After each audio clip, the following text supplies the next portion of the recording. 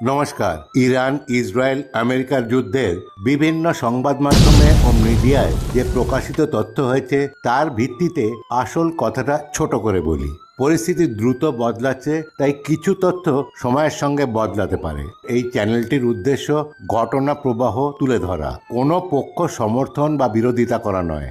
৩রা মার্চের সবচেয়ে বড় আন্তর্জাতিক খবর হলো মধ্যপ্রাচ্যে যুদ্ধের আগুন চতুর্থ দিনে আরও ছড়িয়ে পড়েছে। আমেরিকা তাদের নিজেদের দূতাবাস সৌদি আরব ও কুয়েতে বন্ধ করে দিয়েছে। নাগরিকদের অবিলম্বে দেশ ছাড়ার নির্দেশ দেওয়া হয়েছে, কিন্তু সব নিজের দায়িত্বে।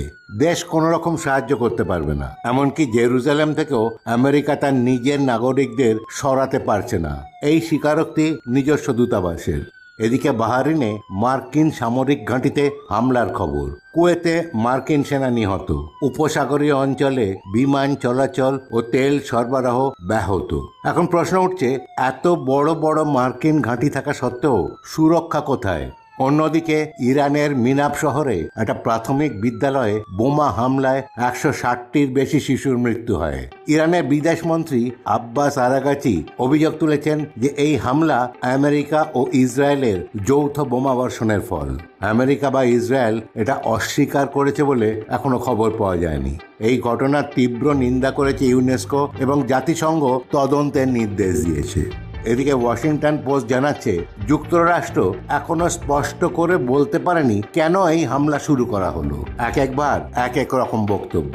অন্যদিকে ফ্রান্সের প্রেসিডেন্ট ম্যাক্রো প্রকাশ্যে বলেছেন ফ্রান্স তার পারমাণবিক অস্ত্র বাড়াবে। তাহলে প্রশ্ন উঠছে, ইরানের পারমাণবিক কর্মসূচিকে অজুহাত করে যে আক্রমণ করা হয়েছে, আর ইউরোপের অস্ত্রবৃদ্ধি নিয়ে চুপ কেন? এই দ্বিচারিতা কেন?